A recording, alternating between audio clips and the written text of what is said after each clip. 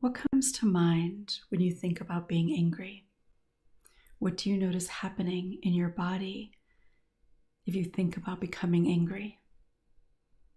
This is a huge topic of conversation when it comes to healing.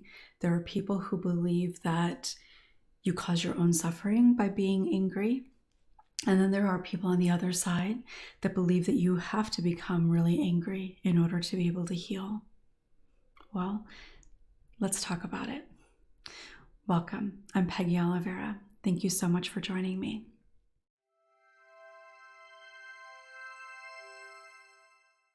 So, anger can be a really kind of complex emotion. Well, it is a very complex emotion, and it can be a complex part of healing and the conversations around healing. And part of that is because male or female, we are not taught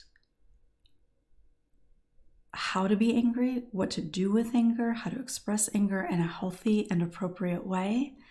While little boys are generally taught that anger is okay and sometimes even the only acceptable emotion. Of course, little girls, generally speaking, are taught that anger is certainly not okay and definitely not expressed. And that creates a whole host of challenges way beyond just being a trauma survivor. So no matter whether you have experience with trauma or not, there's a good chance that there might be some struggle with allowing yourself to be angry or how you express that anger potentially. So I think it is important to just recognize that trauma does not create problems with anger. Anger can be a result of trauma for a lot of people, but it's not that simple. There are a lot of societal factors that play into how we deal with feeling and expressing anger. But I want to start by kind of first talking about a little bit about what anger really often is. So generally speaking, of course, there are going to be some exceptions to this, but generally speaking, anger is secondary to other emotions, feelings. So we often end up experiencing anger after an initial hit of hurt or fear. The anger, in a sense, masks the hurt or fear.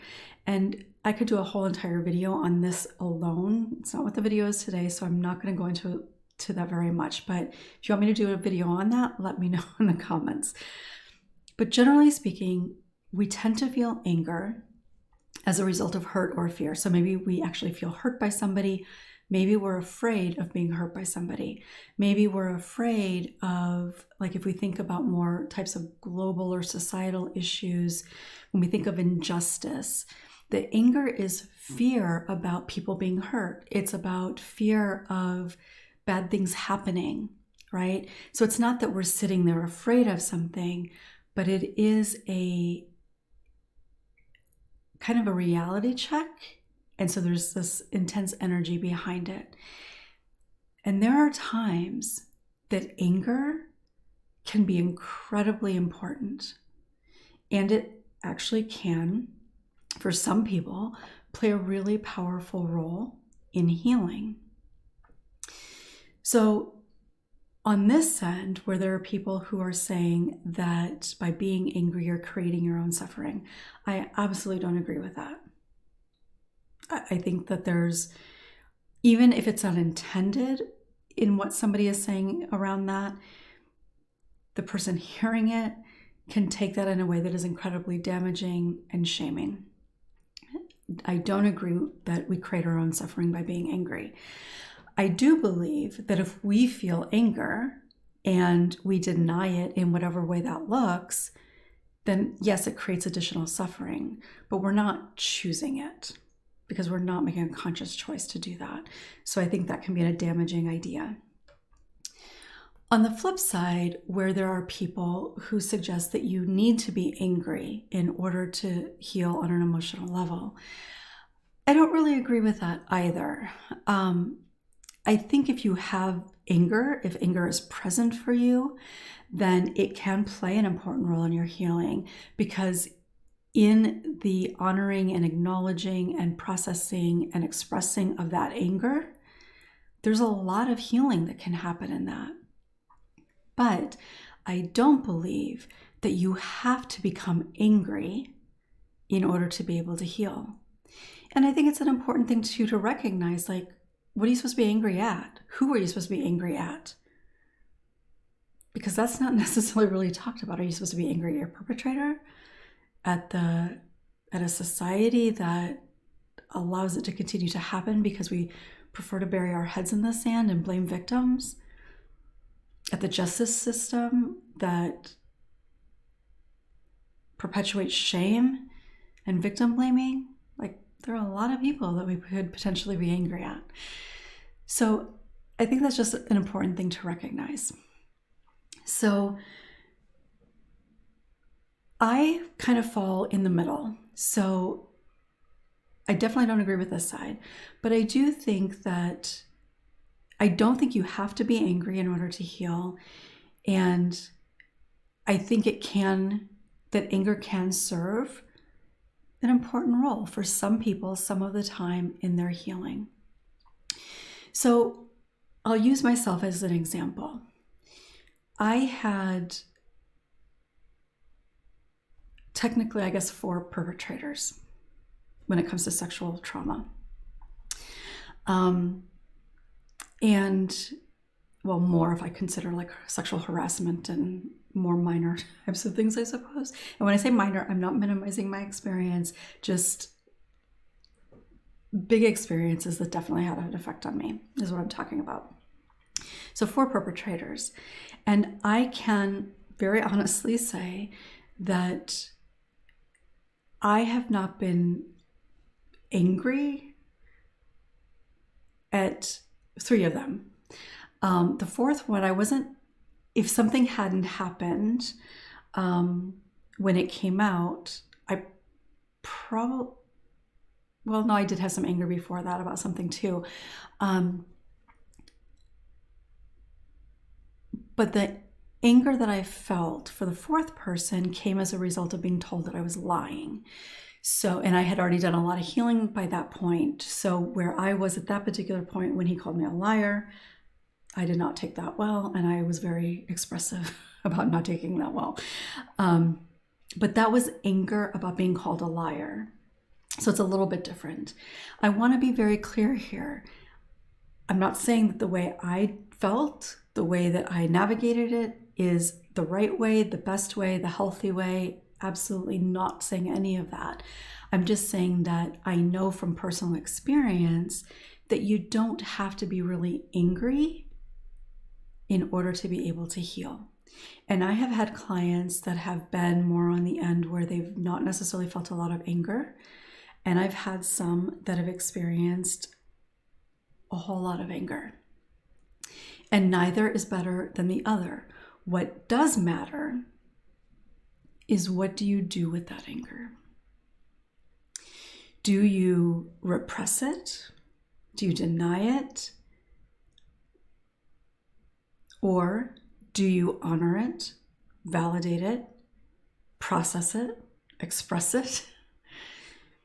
Because that's what really we should be taught to do when it comes to anger. Probably really when it comes to any feelings, but anger is what we're talking about right now. Because if you're repressing it, it is going to create a lot more difficulty for you. If you're honoring it and expressing it in a very healthy way, then there's a lot of healing that can happen in that, because that anger in part often comes as a result of taking back your power and putting responsibility where it belongs. So there's a whole lot of healing that can happen there if the anger is present. But you can put responsibility where it belongs without having to become angry necessarily. So I want to be very, very clear. One is not better than the other. It absolutely isn't. Under any circumstance is one better than the other. What matters is what you do with it. Because it's important. Like, a lot of people will say, no, I'm not angry. But they're not angry because they have repressed it, because they're masking it in some way with maybe forgiveness. Well, no, I forgave him, so therefore I'm not angry. And from my experience, that is rarely actually the felt healthy experience that they're having. It is often a form of denial. And I think it's really important that we talk about this for a moment, because when you push that anger away, whether that is in saying that you've forgiven them or that you're not bothered by it anymore, however you're rationalizing it, or it's an automatic way of coping and you just push it to the side, put it in a box and don't want to look at it. And there's no judgment about that. But when you do that, it is going to show up in other ways. And it tends to go one of two directions. One is that it is turned outward. And maybe you become really short with people, irritable. Maybe you get angry with people around things that maybe you otherwise wouldn't. Maybe you even yell or get kind of aggressive in your tone. Maybe you even say hurtful things. Maybe you even do hurtful things. So that's one way that it can come out. And that often happens because there's a lot of feeling about something, hurt, fear, that results in anger, that you've not yet allowed yourself to acknowledge. So it comes out in that way. For other people, or sometimes even for the same people in different circumstances, it's turned inward.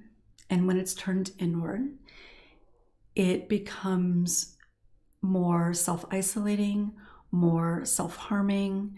And self-harming could be actual actions that are self-harming. It could be engaging in behaviors that end up hurting you or are somewhat self-destructive in some way. Not doing things to help you live the life that you want to live. So kind of self-sabotaging types of things. And it can even lead to people feeling that they don't want to live any longer. So there can be a combination, certainly, of those things as well. And there are a lot of factors that would play into which part or which experience somebody might have at a given time. But when we don't acknowledge it, whether intentionally or not, and like a lot of things, I think even maybe a little bit more so when we're not acknowledging it, because then we can't do anything about it, it does have a lasting impact. And eventually it will kind of come to a head, so to speak, where you will actually do something in an outward way that is going to hurt yourself emotionally, physically, or maybe somebody else. If you go inward, it can lead to finding yourself in a really, really, really difficult place. And obviously neither one of those are good. So it is helpful as you're healing to be able to recognize, is there anything there that you feel angry about? That you feel is not fair? Because a lot of times it will be expressed as, it's not fair. I just don't get it. And there's nothing wrong with that. But often there's some anger under that. And I think it's so important to fully understand there is nothing wrong with anger. We have the ability to experience it for a reason. And anger can teach us a lot about ourselves, about our surroundings, what matters to us. Anger is not bad. It's not wrong. It's not weak. It's a natural human emotion. The problem is, going back to how I started, is that we're not taught about anger. We're not taught about feelings in general. But anger has a profound effect. It impacts ourselves and it impacts our surroundings, our relationships. Lack of anger can also do that. If we turn it inward instead of setting a boundary with somebody or saying that's not okay or whatever we might be doing. The problem is not anger. It's not the emotion of anger. It's that we don't know what to do with it. And because we don't know what to do with it, it comes out in ways that ends up being really hurtful to ourselves and others.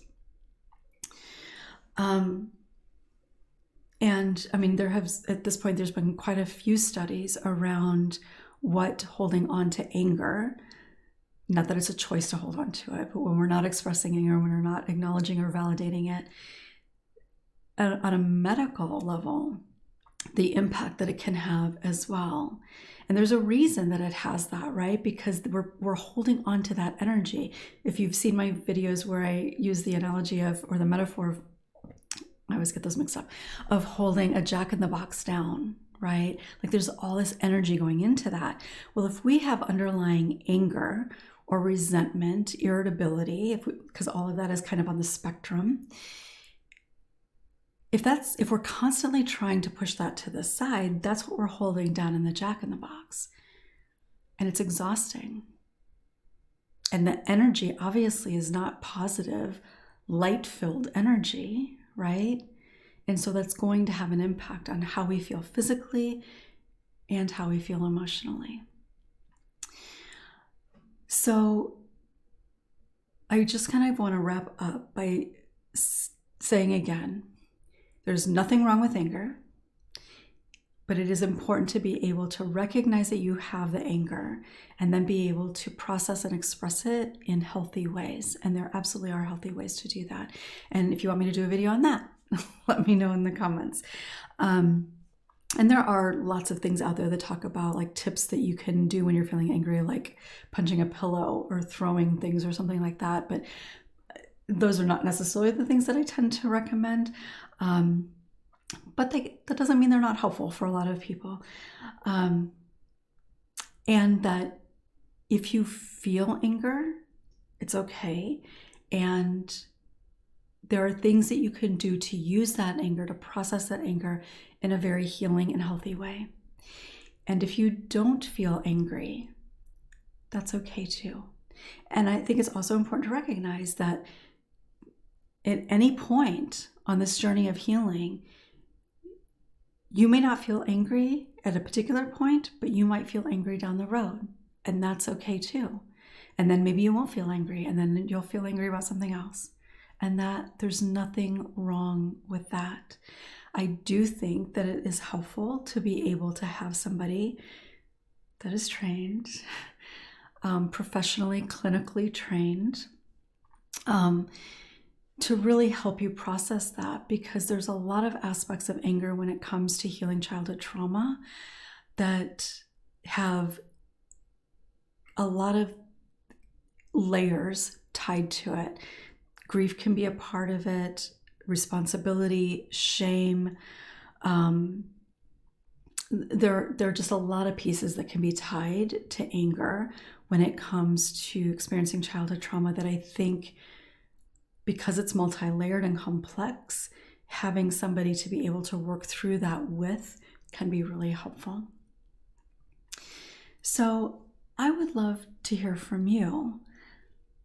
How did it feel for you to just listen to a conversation about anger?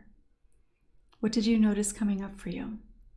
Were you able to relate to any of the things that I was saying? Let me know in the comments.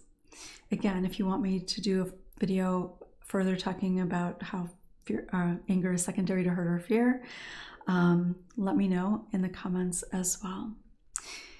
Again, if you have not yet subscribed, make sure to do so and click the bell for notifications if you found this helpful, or maybe know somebody who would find it helpful or might benefit from hearing it.